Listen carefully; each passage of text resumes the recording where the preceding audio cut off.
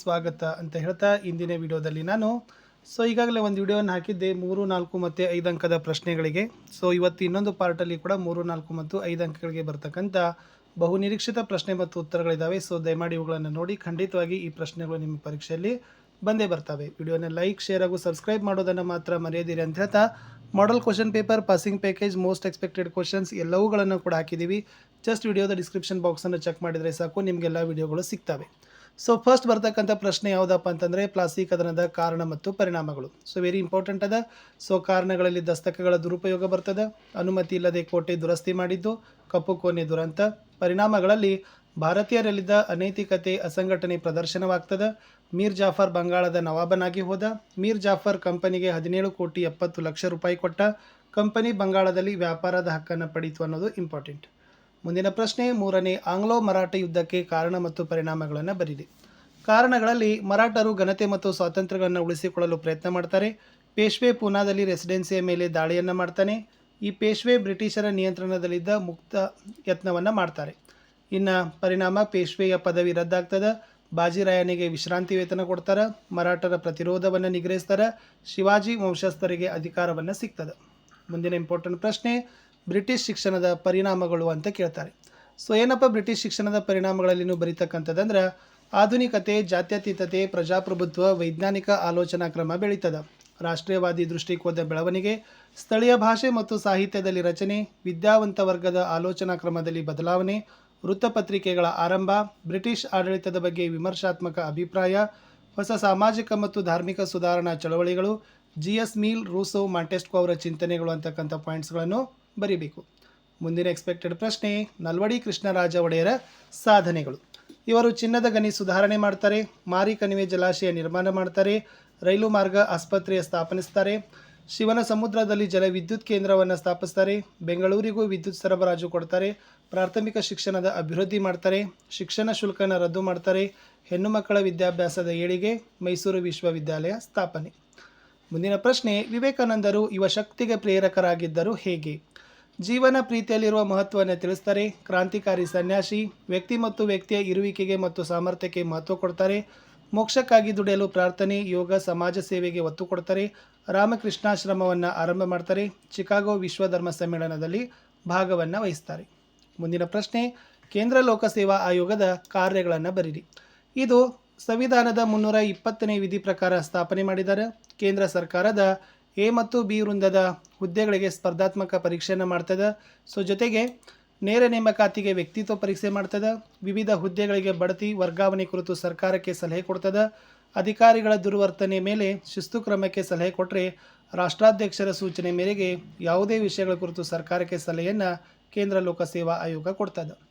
ಮುಂದಿನ ಪ್ರಶ್ನೆ, ಸರ್ಕಾರ ಅನಕ್ಷರತೆ ಹೋಗಲಾಡಿಸಲು ಕೈಗೊಂಡಿರೋ ಕ್ರಮಗಳನ್ನು ಕೇಳ್ತಾರೆ.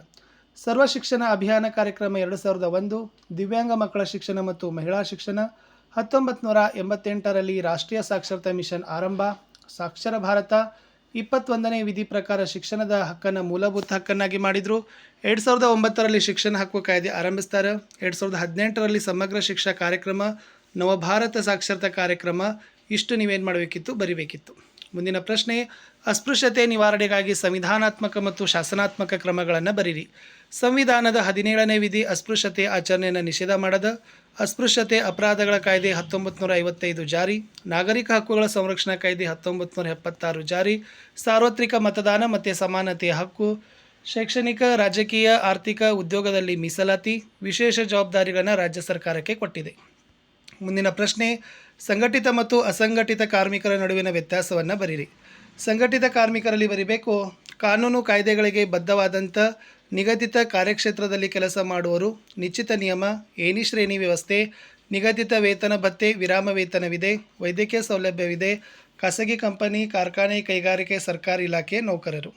ಇನ್ನು ಅಸಂಘಟಿತ ಕಾರ್ಮಿಕರಂದರೆ ನಿರ್ದಿಷ್ಟ ಕಾಯ್ದೆ ಕಾನೂನು ಇಲ್ಲ, ಕಾರ್ಯಕ್ಷೇತ್ರ ವಿಶಾಲ, ಸರ್ಕಾರದ ನಿಯಂತ್ರಣ ಇಲ್ಲ, ಮನೆ ಕೆಲಸಗಾರರು, ಗೃಹ ನಿರ್ಮಾಣದ ಕೂಲಿಕಾರರು, ಕೃಷಿ ಕಾರ್ಮಿಕರು ಇದರ ವ್ಯಾಪ್ತಿಗೆ ಬರ್ತಾರೆ. ಮುಂದಿನ ಪ್ರಶ್ನೆ, ಪರ್ಯಾಯ ಪ್ರಸ್ಥಭೂಮಿಯ ವ್ಯಾಪ್ತಿಯನ್ನು ವಿವರಿಸಿರಿ.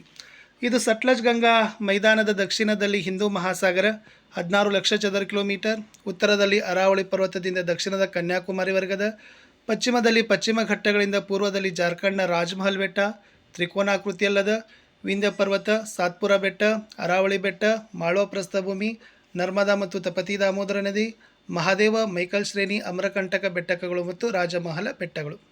ಮುಂದಿನ ಪ್ರಶ್ನೆ, ಭಾರತದಲ್ಲಿ ಬೇಸಾಯ, ಮಾನ್ಸೂನ್ ಮಾರುತಗಳೊಡನೆ ಆಡೋ ಜೂಜಾಟ ಹೇಗೆ? ಇಲ್ಲಿ ಭಾರತೀಯರ ಪ್ರಧಾನ ಉದ್ಯೋಗವೇ ವ್ಯವಸಾಯ.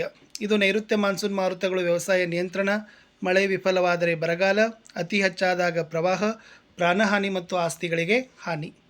ಇನ್ನು ಮಣ್ಣಿನ ಸವೆತಕ್ಕೆ ಕಾರಣಗಳನ್ನ ಕೇಳಿದ್ರೆ ಅರಣ್ಯದ ನಾಶ, ಹೆಚ್ಚು ಮೇಯಿಸೋದು, ಅವೈಜ್ಞಾನಿಕ ಬೇಸಾಯ, ಅಧಿಕ ನೀರಾವರಿ ಬಳಕೆ. ಮಣ್ಣಿನ ಸವೆತದ ಪರಿಣಾಮಗಳಲ್ಲಿ ನದಿಗಳಲ್ಲಿ ಹೂಳು ತುಂಬೋದು, ಪ್ರವಾಹ ಉಂಟಾಗೋದು, ನದಿಗಳು ತಮ್ಮ ಪಾತ್ರ ಬದಲಾಯಿಸೋದು, ಹೂಳು ತುಂಬೋದ್ರಿಂದ ನೀರನ್ನು ಸಂಗ್ರಹಿಸುವ ಸಾಮರ್ಥ್ಯ ಕಡಿಮೆಯಾಗೋದು, ಭೂ ಸವೆತದಿಂದ ಭೂಮಿಯಲ್ಲಿ ಇಂಗೋ ನೀರಿನ ಪ್ರಮಾಣ ಕಡಿಮೆಯಾಗೋದು ಅಂತ ಬರೆದ್ರೆ ಸಾಕು. ಅರಣ್ಯಗಳ ಪ್ರಾಮುಖ್ಯತೆ ಪ್ರಶ್ನೆ ಬಂದರೆ ಶುದ್ಧ ವಾಯು, ಆಹಾರ, ಮೇವನ್ನು ಕೊಡ್ತದೆ, ಉತ್ತಮ ಮಳೆ ತರಲು ಸಹಾಯಕ, ಮಣ್ಣಿನ ಸವೆತದ ನಿಯಂತ್ರಣ, ಪ್ರಾಣಿ ಪಕ್ಷಿಗಳಿಗೆ ಆಶ್ರಯತಾಣ, ಔಷಧೀಯ ಸಸ್ಯಗಳ ಆಗರ, ಪ್ರವಾಸಿಗರ ಆಕರ್ಷಣೆ, ಉದ್ಯೋಗ ಅವಕಾಶ ಒದಗಿಸ್ತದೆ, ಜೈವಿಕ ಪರಿಸರ ಸಮತೋಲನ ಕಾಪಾಡ್ತದೆ. ಇನ್ನು ಭಾರತದ ಪ್ರಮುಖ ಜಲವಿದ್ಯುತ್ ಯೋಜನೆಗಳನ್ನು ಬರೀರಂಥ ಪ್ರಶ್ನೆಯೂ ಬರ್ಬೋದು. ಕರ್ನಾಟಕದಲ್ಲಿ ಶಿವನ ಸಮುದ್ರ ತುಂಗಭದ್ರಾ, ಆಂಧ್ರ ಪ್ರದೇಶದಲ್ಲಿ ಶ್ರೀಶೈಲಂ, ತೆಲಂಗಾಣದಲ್ಲಿ ನಾಗಾರ್ಜುನ ಸಾಗರ, ತಮಿಳುನಾಡಲ್ಲಿ ಮೆಟ್ಟೂರು ಪೈಕಾರ, ಮಧ್ಯಪ್ರದೇಶದಲ್ಲಿ ಬನ್ಸಾಗರ್ ಮತ್ತು ಗಾಂಧಿ ಸಾಗರ, ಮಹಾರಾಷ್ಟ್ರದಲ್ಲಿ ಟಾಟಾ ಮತ್ತು ಬೀರಾ, ಒಡಿಶಾದಲ್ಲಿ ಹಿರಾಕುಡ್ ಮತ್ತು ಕೋಲಾಬ್. ಇನ್ನು ಪಂಚವಾರ್ಷಿಕ ಯೋಜನೆಗಳ ಸಾಧನೆಗಳು ಅಲ್ಲ. ಸೊ ರಾಷ್ಟ್ರೀಯ ಆದಾಯದ ಬೆಳವಣಿಗೆ, ಕೃಷಿ ಕೈಗಾರಿಕೆ ಮತ್ತು ಸೇವಾ ವಲಯದ ಅಭಿವೃದ್ಧಿ, ಉದ್ಯೋಗಾವಕಾಶ ಹೆಚ್ಚಳ, ವಿಜ್ಞಾನ ತಂತ್ರಜ್ಞಾನದಲ್ಲಿ ಅಗಾಧ ಪ್ರಗತಿ, ಆಧುನಿಕ ತಂತ್ರಜ್ಞಾನದ ಬಳಕೆ, ರಫ್ತು ಕ್ಷೇತ್ರ ಪ್ರಮಾಣ ಅಗಾಧ ಹೆಚ್ಚಳ, ಜನಸಂಖ್ಯಾ ಬೆಳವಣಿಗೆ ದರ ಇಳಿಕೆ. ಇನ್ನು ಬ್ಯಾಂಕ್ಗಳು ಗ್ರಾಹಕರಿಗೆ ಸಲ್ಲಿಸೋ ಸೇವೆಗಳನ್ನು ಕೇಳಿದ್ರೆ ಜಮಾ ಕಾರ್ಡ್, ಖಾಸಗಿ ಸಾಲ, ಮನೆ ಕಟ್ಟಲು ಮತ್ತು ವಾಹನ ಸಾಲ, ಪರಸ್ಪರ ನಿಧಿ ನಿರ್ವಹಣೆ, ವ್ಯಾಪಾರ ಸಾಲ, ಭದ್ರತಾ ಕಪಾಟು, ಡೆಬಿಟ್ ಕಾರ್ಡ್. ಮುಂದಿನ ಪ್ರಶ್ನೆ, 1857ರ ದಂಗೆ ವಿಫಲತೆಗೆ ಕಾರಣ.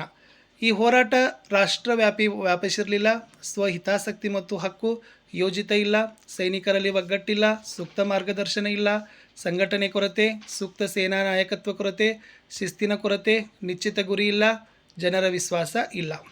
ಮುಂದಿನ ಪ್ರಶ್ನೆ, ಭಾರತದ ಸ್ವಾತಂತ್ರ್ಯ ಹೋರಾಟದಲ್ಲಿ ಸುಭಾಷ್ ಚಂದ್ರ ಬೋಸ್ರವರ ಪಾತ್ರ. ಸೊ ನೇತಾಜಿ ಅಂತಲೇ ಪ್ರಸಿದ್ಧಿ, ಕಾಂಗ್ರೆಸ್ ಸಮಾಜವಾದಿ ಪಕ್ಷ, ಹರಿಪುರ ಅಧಿವೇಶನದ ಅಧ್ಯಕ್ಷ, ಭಾರತೀಯ ರಾಷ್ಟ್ರೀಯ ಸೇನೆ ಸ್ಥಾಪಕ, ಹಿಟ್ಲರ್ ಸಹಾಯ ಪಡೆದರು, ಆಜಾದ್ ಹಿಂದ್ ರೇಡಿಯೋ ಭಾಷಣ, ದೆಹಲಿ ಚಲೋಗೆ ಕರೆ, ನನಗೆ ರಕ್ತ ಕೊಡಿ ನಾನು ನಿಮಗೆ ಸ್ವಾತಂತ್ರ್ಯ ನೀಡಲು ಬಯಸುತ್ತೇನೆ ಅಂತ ಕರೆ ಕೊಡ್ತಾರೆ, ಫಾರ್ವರ್ಡ್ ಬ್ಲಾಕ್ ಪಕ್ಷ ಕಟ್ತಾರೆ, ಪ್ರತಿಷ್ಠಿತ ಹುದ್ದೆ ತ್ಯಜಿಸಿ ಚಳವಳಿಗೆ ಧುಮುಕ್ತಾರೆ. ಇನ್ನು ಜಮ್ಮು ಕಾಶ್ಮೀರ ಸಂಸ್ಥಾನ ಭಾರತ ಒಕ್ಕೂಟದಲ್ಲಿ ವಿಲೀನಗೊಂಡ ಕ್ರಮ. ಹರಿಸಿಂಗ್ ಸ್ವತಂತ್ರವಾಗುಳಲು ನಿರ್ಧಾರ ಮಾಡ್ತಾನೆ, ಜಮ್ಮು ಕಾಶ್ಮೀರ ಭಾರತಕ್ಕೆ ಸೇರಿ ಬೀಳಬಹುದೆಂಬ ಆತಂಕ, ಪಾಕಿಸ್ತಾನ್ ಕಾಶ್ಮೀರ ಕಣಿವೆ ಬುಡಕಟ್ಟು ಜನರ ಪ್ರಚೋದನೆ, ಅಬ್ದುಲ್ ನ್ಯಾಷನಲ್ ಕಾನ್ಫರೆನ್ಸ್ ಪಕ್ಷದ ಹೋರಾಟ, ಧಾರ್ಮಿಕ ಸಂವಿಧಾನಕ್ಕಿಂತ ಪ್ರಜಾಪ್ರಭುತ್ವ, ಗಣರಾಜ್ಯ ಸಂವಿಧಾನ ಉತ್ತಮ, ರಾಜ ಹರಿಸಿಂಗನು ಭಾರತ ಸರ್ಕಾರದ ಸಹಾಯ ಬೇಡ್ತಾನೆ, ಕಾಶ್ಮೀರದ ಒಂದು ಭಾಗ ಪಾಕಿಸ್ತಾನದವರ, ವಿಶ್ವಸಂಸ್ಥೆಗೆ ದೂರು, ಪಾಕ್ ಆಕ್ರಮಿತ ಪ್ರದೇಶ. ಸೊ ಬೇರೆಲ್ಲ ಸಂಸ್ಥಾನಗಳ ವಿಲೀನಕ್ಕಿಂತ ಕಾಶ್ಮೀರದ ವಿಲೀನ ವಿಶಿಷ್ಟ. ಇನ್ನು ನಾಜಿ ಸಿದ್ಧಾಂತ ಜರ್ಮನಿಯನ್ನು ಹಾಳು ಮಾಡಿತು ಅಂತ ಕೇಳ್ತಾರೆ. ಸೊ ನೋಡ್ಕೊಂಡೋಗ್ರಿ, ಇದು ಕಾರ್ಮಿಕ ಸಂಘಟನೆಗಳ ರದ್ದು, ರಾಜಕೀಯ ಪಕ್ಷ ನಿಷೇಧ, ನಾಜಿ ಪಕ್ಷ ಏಕೈಕ ರಾಜಕೀಯ ಪಕ್ಷ, ಯಹೂದಿಗಳು ಜಗತ್ತನ್ನು ನಿಯಂತ್ರಿಸುತ್ತಾರೆಂಬ ಭಯ ಬಿತ್ತಿದ, ಜಗತ್ತಿನಲ್ಲಿ ಜರ್ಮನ್ ಆರ್ಯ ಜನಾಂಗ ಶ್ರೇಷ್ಠ ಅಂತ ಹೇಳಿದರೆ ಜನಾಂಗವಾದ ಮುಂದಿಡ್ತಾರೆ, ಜರ್ಮನರ ಎಲ್ಲ ಸಮಸ್ಯೆಗಳಿಗೆ ಯಹೂದಿಗಳೇ ಕಾರಣ, ಗೋಬೆಲ್ಸ್ ಜನಾಂಗೀಯ ದ್ವೇಷ ಪ್ರಸಾರ ಮಾಡಲು ನೇಮಕರಾಗ್ತಾರೆ, ಗಲಭೆಗಳನ್ನು ಮಾಡಿ ಜನರಲ್ಲಿ ಭೀತಿ ಹುಟ್ಟಿಸಲು ಬೂದು ಅಂಗಿ ದಳ ಕ್ರೌರ್ಯ ಪಡನೆ ಸ್ಥಾಪನೆ. ಇನ್ನು ವಿದೇಶಾಂಗ ನೀತಿಯ ತತ್ವಗಳನ್ನು ಕೇಳಿದ್ರೆ ವಸಾಹತುಶಾಹಿತ್ವಕ್ಕೆ ವಿರೋಧ, ಸಾಮ್ರಾಜ್ಯಶಾಹಿತ್ವಕ್ಕೆ ವಿರೋಧ, ವರ್ಣಭೇದ ನೀತಿಗೆ ವಿರೋಧ, ಅಲಿಪ್ತ ನೀತಿ, ಆಫ್ರಿಕಾ ಮತ್ತು ಏಷ್ಯಾದ ಪ್ರಗತಿಗೆ ಪ್ರಥಮ ಆದ್ಯತೆ, ನಿಶಸ್ತ್ರೀಕರಣಕ್ಕೆ ಬೆಂಬಲ, ವಿಶ್ವಸಂಸ್ಥೆ ಮತ್ತು ವಿಶ್ವ ಶಾಂತಿಗೆ ಬೆಂಬಲ. ಮುಂದಿನ ಪ್ರಶ್ನೆ, ಭದ್ರತಾ ಸಮಿತಿಯ ರಚನೆ ಮತ್ತು ಕಾರ್ಯ. ವಿಶ್ವಸಂಸ್ಥೆಯ ಸಚಿವ ಸಂಪುಟ ಅಂತ ಕರೀತಾರೆ. ಅತ್ಯಂತ ಪ್ರಭಾವಿ ಅಂಗ, 15 ಮಂದಿ ಸದಸ್ಯರು. America, Russia, Britain, France, China ಖಾಯಂ ಸದಸ್ಯತ್ವ. 10 ಮಂದಿ ಹಂಗಾಮಿ ಸದಸ್ಯರು. 2 ವರ್ಷಗಳ ಅವಧಿಗೆ ಸಾಮಾನ್ಯ ಸಭೆ. ಜಾಗತಿಕ ಸಮಸ್ಯೆಗಳಿಗೆ ಶಾಂತಿಯುತ ಪರಿಹಾರ. ವಿಶ್ವಸಂಸ್ಥೆಯ ಶಾಂತಿ ಪಾಲನಾ ಪಡೆ ನೇಮಕ. ಅಂತಾರಾಷ್ಟ್ರೀಯ ನ್ಯಾಯಾಲಯಕ್ಕೆ ನ್ಯಾಯಾಧೀಶರ ಹೆಸರನ್ನು ಸೂಚಿಸ್ತಾರೆ. ಆರ್ಥಿಕ. ಇಷ್ಟು ಬರೆದ್ರೆ ಸಾಕು. ಇನ್ನು ಮಹಿಳಾ ಸ್ವಸಹಾಯ ಸಂಘಗಳ ಪ್ರಾಮುಖ್ಯತೆಯನ್ನು ಕೂಡ ನಿಮಗೆ ಬರ್ಬೋದು. ಸೊ ಅದರಲ್ಲಿ ಮಹಿಳೆಯರಲ್ಲಿ ನಂಬಿಕೆ, ಸಹಕಾರ ಆಧಾರಿತ ಸಮೂಹ, ಸ್ತ್ರೀಯರನ್ನು ಆರ್ಥಿಕವಾಗಿ ಮತ್ತು ಸಾಮಾಜಿಕವಾಗಿ ಸುಧಾರಣೆ ಮಾಡ್ತಾರೆ, ಸಮಾನ ಹಕ್ಕು, ಅವಕಾಶ, ಹೊಣೆಗಾರಿಕೆಗಳನ್ನು ಕೊಡ್ತಾರೆ. ವ್ಯವಸಾಯ ಅಂದರೆ ನೋಡ್ಕೊಂಡೋಗ್ರಿ, ಭೂಮಿಯನ್ನು ಉಳುಮೆ ಮಾಡಿ ಸಸ್ಯಗಳನ್ನು ಪೋಷಿಸಿ ಅದರಿಂದ ಮಾನವ ಮತ್ತು ಪ್ರಾಣಿಗಳಿಗೆ ಉಪಯೋಗ ಮಾಡೋದೇ ವ್ಯವಸಾಯ. ಅದರಲ್ಲಿ ವಿಧಗಳು ಸಾಂದ್ರ ಬೇಸಾಯ ಬರ್ತದೆ. ಒಂದೇ ವರ್ಷದಲ್ಲಿ ವ್ಯವಸಾಯ ಕ್ಷೇತ್ರದಿಂದ 2-3 ಬೆಳೆಗಳನ್ನು ಬೆಳೆದು ಸಾಂದ್ರ ಬೇಸಾಯ. ಜೀವನಾಧಾರ ಬೇಸಾಯ ಅಂದರೆ ರೈತರು ತಮ್ಮ ಜೀವನಕ್ಕೆ ಅವಶ್ಯಕವಿರುವ ಹುಟ್ಟುವಳಿಗಳನ್ನು ಬೆಳೆಯೋದು ಜೀವನಾಧಾರ ಬೇಸಾಯ. ಇದರಲ್ಲೇ ಸ್ಥಿರ ಬೇಸಾಯ ಮತ್ತು ಸ್ಥಳಾಂತರ ಬೇಸಾಯ 2 ವಿಧ. ಇನ್ನು ವಾಣಿಜ್ಯ ಬೇಸಾಯ ಅಂದರೆ ವ್ಯಾಪಾರದ ಉದ್ದೇಶದ ಸಲುವಾಗಿ ಕೈಗೊಳ್ಳೋ ಬೇಸಾಯ. ಮಿಶ್ರ ಬೇಸಾಯ ಅಂದರೆ ಕೃಷಿ ಬೆಳೆಗಳನ್ನು ಬೆಳೆಯೋದಕ್ಕಷ್ಟೇ ಅಲ್ಲ, ದನಕರ ಸಾಕಾಣಿಕೆ, ಕೋಳಿ ಸಾಕಾಣಿಕೆ, ಜೇನು, ಹಂದಿ, ರೇಷ್ಮೆ ಸಾಕಾಣಿಕೆ ಉದ್ದೇಶಕ್ಕೆ ಮಾಡೋದು ಮಿಶ್ರ ಬೇಸಾಯ. ತೋಟಗಾರಿಕಾ ಬೇಸಾಯ ಅಂದರೆ ಕಾಫಿ, ಚಹಾ, ರಬ್ಬರ್ ಇವು ತೋಟಗಾರಿಕಾ ಬೇಸಾಯಕ್ಕೆ ಉದಾಹರಣೆ. ಇನ್ನು ಶಕ್ತಿ ಕೊರತೆಯನ್ನು ನೀಗಿಸಲು ಏನೆಲ್ಲ ಪರಿಹಾರ ಕ್ರಮಗಳನ್ನು ಕೊಡ್ತೀರಂದರೆ ಅಸಾಂಪ್ರದಾಯಿಕ ಶಕ್ತಿ ಸಂಪನ್ಮೂಲಗಳ ಬಳಕೆ ಮಾಡೋದು, ಜಲವಿದ್ಯುತ್ ಉತ್ಪಾದನೆಗೆ ಪ್ರಾಮುಖ್ಯತೆ ಕೊಡೋದು, ಬದಲಿ ಸಂಪನ್ಮೂಲಗಳನ್ನು ಬಳಸೋದು, ಅಸಾಂಪ್ರದಾಯಿಕ ಶಕ್ತಿ ಸಂಪನ್ಮೂಲ ಬಳಕೆಗೆ ಮಹತ್ವ ಕೊಡೋದು, ಶಕ್ತಿ ಸಂಪನ್ಮೂಲಗಳನ್ನು ಮಿತವಾಗಿ ಬಳಸೋದು, ನಿರುಪಯುಕ್ತ ವಸ್ತುಗಳ ಬಳಕೆ. ಇನ್ನು GISನ ಕಾರ್ಯನಿರ್ವಹಣೆ ಮತ್ತು ಉಪಯೋಗಗಳನ್ನು ಕೇಳಿದ್ರೆ ಪೃಥ್ವಿಯ ಮೇಲ್ಮನೆಯ ಅಂಕಿಅಂಶ ಮತ್ತು ಮಾಹಿತಿಯನ್ನು ಕಲೆ ಹಾಕುವ, ಸಂಗ್ರಹಿಸುವ, ಅಗತ್ಯವಿದ್ದಾಗ ಬಳಕೆ ಮಾಡುವ, ಮಾರ್ಪಡಿಸುವ, ತೋರಿಸುವ ಪ್ರಬಲ ಸಲಕರಣೆಯ ಸಮೂಹ. ಜಿಲ್ಲೆ, ಭೂಸ್ವರೂಪ, ನದಿ ವ್ಯವಸ್ಥೆ, ವಸತಿಗಳ ಹಂಚಿಕೆ, ಭೂಸ್ವರೂಪ, ಭೂಬಳಕೆ, ಮಣ್ಣು ಬೆಳೆಗಳ ಹಂಚಿಕೆಯನ್ನು ತೋರಿಸ್ತದೆ. ತಂತ್ರಜ್ಞಾನ ಆಧಾರಿತ ನಕ್ಷೆ, ಮಾಹಿತಿ ಸುಲಭ ವಿಶ್ಲೇಷಣೆ, ಪ್ರಾಕೃತಿಕ ಸಂಪನ್ಮೂಲದ ನಿರ್ವಹಣೆ, ಅಗತ್ಯಕ್ಕೆ ತಕ್ಕಂತೆ ನಕ್ಷೆಯನ್ನು ಮಾರ್ಪಡಿಸ್ತಾರೆ. ಇನ್ನು ಭಾರತದ ಕೈಗಾರಿಕಾ ಪ್ರದೇಶಗಳನ್ನು ಕೇಳಿದರೆ ಅದು ಹುಗ್ಲಿ ಪ್ರದೇಶ, ಮುಂಬೈ ಪೂನಾ ಪ್ರದೇಶ, ಅಹಮದಾಬಾದ್ ವಡೋದರ್, ದಾಮೋದರ್ ಕಣಿವೆ ಪ್ರದೇಶ, ದಕ್ಷಿಣದ ಕೈಗಾರಿಕಾ ಪ್ರದೇಶ, ನ್ಯಾಷನಲ್ ಕ್ಯಾಪಿಟಲ್ ಪ್ರದೇಶ, ವಿಶಾಖಪಟ್ಟಣ, ಗುಂಟೂರು, ಕೊಲ್ಲಂ, ತಿರುವನಂತಪುರಂ ಅಂತ ಬರೆದ್ರೆ ಸಾಕು. ಇನ್ನು ಭೂಕಂಪದ ಕಾರಣ, ಪರಿಣಾಮ ಮತ್ತು ಮುನ್ನೆಚ್ಚರಿಕೆ ಕ್ರಮಗಳನ್ನು ಕೇಳಿದ್ದಾರೆ. ಕಾರಣಗಳಲ್ಲಿ ಶಿಲಾಫಲಕಗಳ ಚಲನೆ, ಮ್ಯಾಗ್ ಸರಿಯೋದು, ನಗರೀಕರಣ, ಅರಣ್ಯದ ನಾಶ, ಅಣೆಕಟ್ಟು ನಿರ್ಮಾಣ, ಗಣಿಗಾರಿಕೆ. ಪರಿಣಾಮಗಳಲ್ಲಿ ಜನರ ಸಾವು ನೋವು, ಆಸ್ತಿಪಾಸ್ತಿ ಹಾನಿ, ಸಾರಿಗೆ ಸಂಪರ್ಕ ಕಡಿತ, ರೋಗ ಹರಡೋದು, ಸಾಗರದ ಅಲೆಗಳು ದಡಗಳಿಗೆ ಅಪ್ಪಳಿಸೋದು, ಸುನಾಮಿ, ನದಿ ದಿಕ್ಕಿನ ಬದಲಾವಣೆ. ಇನ್ನು ಮುನ್ನೆಚ್ಚರಿಕೆಗಳಲ್ಲಿ ಬಹು ಅಂತಸ್ತಿನ ಕಟ್ಟಡಗಳ ನಿಷೇಧ, ಕಟ್ಟಡಗಳನ್ನು ಹಗುರವಾದ ವಸ್ತುಗಳಿಂದ ನಿರ್ಮಿಸೋದು, ಕಟ್ಟಡದ ಸ್ಥಿತಿಸ್ಥಾಪಕತ್ವ ಗುಣ ಹೊಂದುವಂತೆ ನಿರ್ಮಾಣ, ಜನರಿಗೆ ತಿಳುವಳಿಕೆ ನೋಡೋದು, ಶೀಘ್ರ ವೈದ್ಯಕೀಯ ಸೇವೆಯನ್ನು ಕೊಡೋದು. ಇನ್ನು ಉದ್ಯಮಿಯ ಪ್ರಾಮುಖ್ಯತೆ ಬಂದಾಗ ಆರ್ಥಿಕತೆಯ ಯಂತ್ರದಲ್ಲಿ ವಿದ್ಯುತ್ತನ್ನು ಸಂಚರಿಸಲು ಸಹಕಾರಿಯಾಗುವ ಅಗ್ನಿ ಬಿರಟೆ, ದೇಶದ ಯಶಸ್ಸು, ಅಭಿವೃದ್ಧಿ, ಬೆಳವಣಿಗೆ ಮತ್ತು ಸಮಯೋಚಿತ ನಿರ್ಧಾರ, ಜನರ ಪ್ರಯೋಜನಕಾರಿಯಲ್ಲಿ ಉಳಿತಾಯಗಳಿಂದ ಬಂಡವಾಳ ಬೆಳೆಸೋದು, ಆಮೇಲೆ ಉದ್ಯಮ ಸ್ಥಾಪನೆ ಮಾಡೋದು, ಸೇವೆ, ಮಾರಾಟಕ್ಕೆ ಸಹಾಯ, ಉತ್ಪಾದನೆ ಹೆಚ್ಚಳ, ನಷ್ಟ ಭರಿಸುವಿಕೆಯನ್ನು ಹೊರೋದು, ಲಾಭಗಳನ್ನು ಹುಡುಕೋದು. ಇನ್ನು ಶಕ್ತಿ ಸಂಪನ್ಮೂಲಗಳ ಪಾಠಗಳಿಂದ ಒಂದಂತೂ ಸ್ಥಳಗಳು ಖಂಡಿತವಾಗಿ ಬಂದೇ ಬರ್ತಕ್ಕಂಥ ಪ್ರಶ್ನೆ. ಪೇಜ್ 97 ನಿಮ್ಮ ಟೆಕ್ಸ್ಟ್ ಬುಕ್ಕಲ್ಲಿ ಇದೆ, ನೋಡ್ಕೊಡ್ರಿ. ಓಕೆನಾ? ಸೊ ಇಲ್ಲಿಂದ ಕೂಡ ಸ್ಥಳಗಳು ಬರ್ಬೋದು. ಇನ್ನು ಭಾರತದ ಬಂದರು, ವಿಮಾನ ನಿಲ್ದಾಣ ಸ್ಥಳಗಳಲ್ಲಿಂದ ಕೂಡ